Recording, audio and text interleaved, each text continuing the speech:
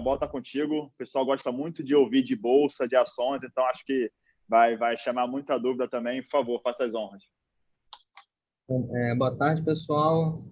Espero que todos estejam bem. Obrigado pelo convite e obrigado por todos que estão assistindo a gente.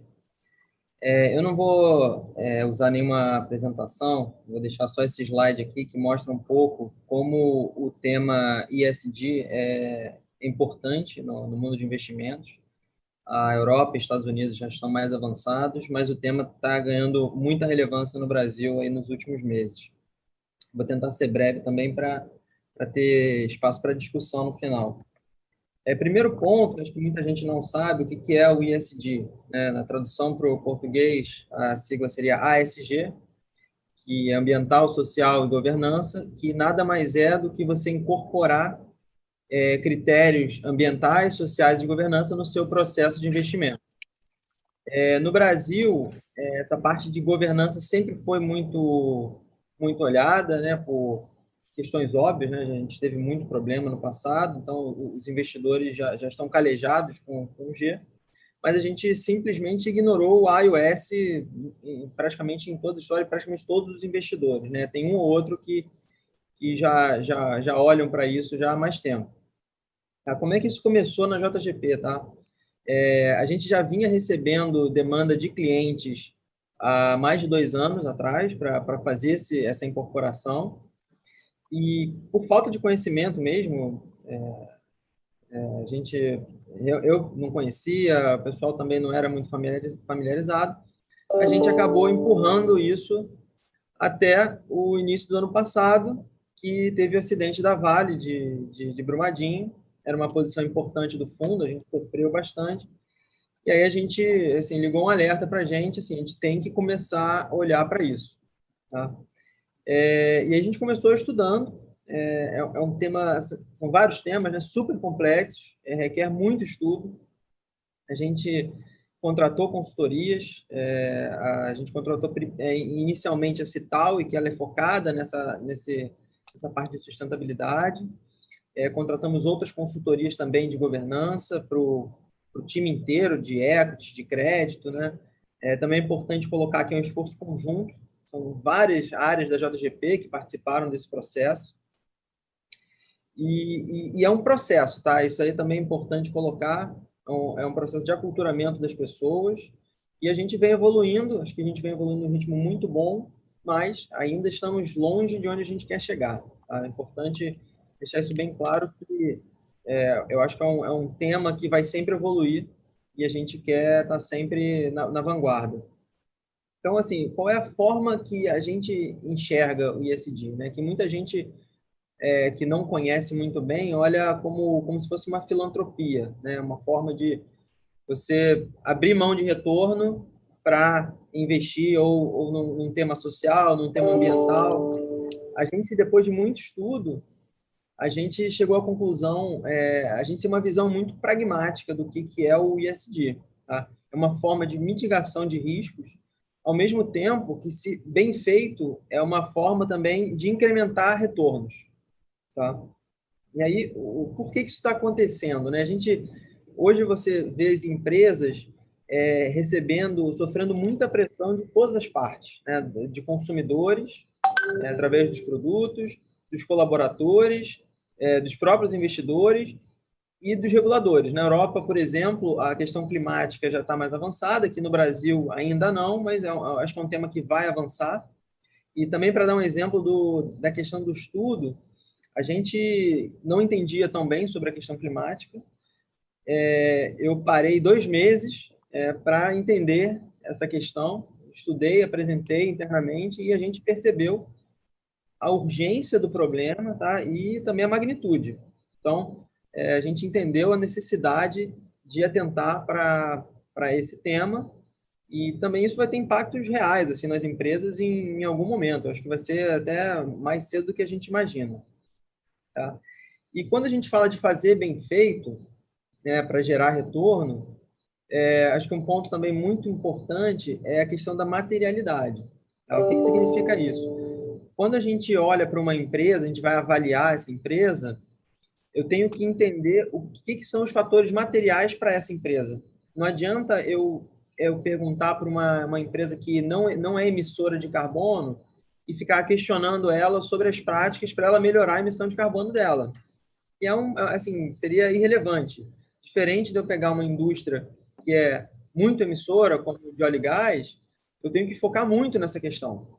Então, entender qual que é a materialidade de cada setor e saber avaliar dentro desses critérios é extremamente importante para você gerar um bom retorno ajustado ao risco ao longo do tempo. Tá? Aí, com relação aos tipos de abordagem de ESG, né? Tem diversos tipos, cada um faz da forma que acha mais adequada para o seu perfil. Tá? Eu vou separar aqui em dois grandes grupos. Tá? E também é interessante que você não precisa usar uma forma de abordar, você pode misturar elas. Né? Inclusive, a gente mistura elas nos fundos. O primeiro grande grupo é o do screening, né? Ou dos filtros. Aplicar filtros, sejam eles negativos, onde você exclui diversos setores do seu universo de investimento, porque não estão alinhados com o que você acredita que é correto. Tá? Então, por exemplo, um caso clássico é a indústria de tabaco. Assim, não investimos em empresas de comercialização de tabaco, é um exemplo. Você também tem o screening positivo, e você escolhe alguns setores que são, ou empresas que são muito bons em critérios ESG e foca nesses setores ou empresas. Tá? E também tem os investimentos temáticos. Tem fundos direcionados a um tema ambiental, a um tema social.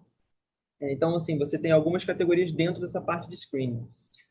O segundo grande grupo é o de integração, que assim, é o que a gente acha, que a gente usa mais, vamos dizer assim, que é você ter uma visão holística daquela empresa, né, utilizando não só os critérios financeiros que a gente sempre usou, mas incorporando também os critérios ambientais, sociais e de governança. Então, da mesma forma que quando você avalia uma empresa, você não olha apenas para DCF, ou apenas para múltiplo, ou apenas para momento, você acaba fazendo um mosaico de vários critérios. Quando a gente faz a integração em ESG, a gente incorpora mais critérios nessa análise. Tá? Aí, já entrando um pouquinho nos fundos, a gente fez a incorporação do ISD em toda a JGP. Tá? Então, todos os fundos eles já levam em consideração esses critérios. Nos fundos tradicionais, que o Ilan comentou, a gente tem um filtro negativo, sim, que a gente exclui, por exemplo, empresas de carvão, né, que é uma tecnologia muito, muito suja e tem substitutos. Então, na nossa visão, não tem por que continuar investindo em carvão, por exemplo. E além desse filtro inicial, a gente tem a parte toda de integração, que eu já mencionei mais ou menos como funciona. E aí, recentemente, a gente está lançando os fundos com mandato ESG, que além dessa primeira abordagem dos fundos tradicionais da casa, a gente tem algumas restrições adicionais. A gente exclui, por exemplo, as empresas que são pior ranqueadas dentro dos seus setores, no tema ESG. A gente tem algumas exclusões temporárias de empresas que passaram por algum tipo de controvérsia grande ou algum tipo de um evento de corrupção importante. Então, a gente também exclui essas empresas. E, por último, a gente faz uma avaliação do portfólio como um todo para minimizar o impacto ambiental que esse portfólio tem. A gente fica monitorando, por exemplo, emissão de gás carbônico, e a gente faz um esforço para tentar manter esse nível muito baixo. Tá? E aí, essa abordagem, como eu falei, é alinhada a cada investidor.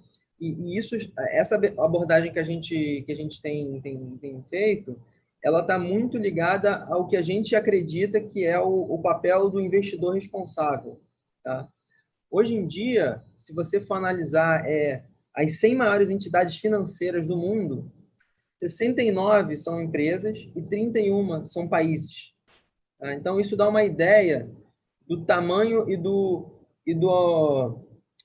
do acesso que essas empresas têm, né, do impacto que elas têm nas pessoas e no meio ambiente. Então, qual que é a nossa ideia, assim, uma ideia principal que a gente acredita é que se a gente conseguir influenciar positivamente as empresas a melhorarem as suas práticas, tanto do ambiental, social como governança, a gente pode ter um impacto gigantesco na sociedade. Tá? Então, assim, eu tentei ser rápido aqui, é mais ou menos isso que a gente tá fazendo. A gente, como eu te falei, é um processo, caminhando bem, e a gente espera continuar avançando nesse tema que é muito rico, muito complexo e muito interessante também. Perfeito. Só para Perfeito, Marcos. complementar, Cara, Bruno, vai lá. só é importante dizer o seguinte, né, que a gente falou bastante de uma casa tradicional de mais de 20 anos, né, que tem esse histórico todo construído, e eu acho que isso que o Marcos está falando traz para a gente a importância de pensar os próximos 20 anos. É uma coisa que a gente faz muito na JGP, tá? Pensar onde é que a gente quer estar daqui a 20 anos, como é que a gente pode fazer da melhor forma possível e entender quais são os temas que a gente vê como sendo temas do futuro. Perfeito. Tá? Aí o fundo vai ficar disponível possivelmente no mês que vem. O SG, JGP SG FICFIA já existe, tá? Só vai estar disponível na plataforma muito possivelmente no mês que vem. Legal. Para a galera que chegou no meio, que eu vi uma galera chegando aqui e perdeu essa parte da conversa,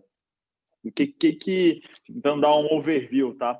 A JGP, como gestora, como um todo, lá dos 18 bilhões que ela toma conta, ela adotou critérios que colocam aí se a empresa enfim, ambiental, sustentável e governança. Se a empresa está bem nesses setores. Então, assim, vai evitar de investir ou não vai investir em empresas que causam danos ambientais ou empresas que não tenham teses sustentáveis, essas coisas. Isso é bem legal, tá? Isso é uma tendência global que a JGP aí está pioneira no Brasil. Parabéns para vocês aí. Eu sou fã da tese, tá? Até tese de filantropia mesmo e teses que abraçam e incentivam empresas a se tornarem mais sustentáveis. Eu acho que é a nossa forma de fazer nossa parte aí, né?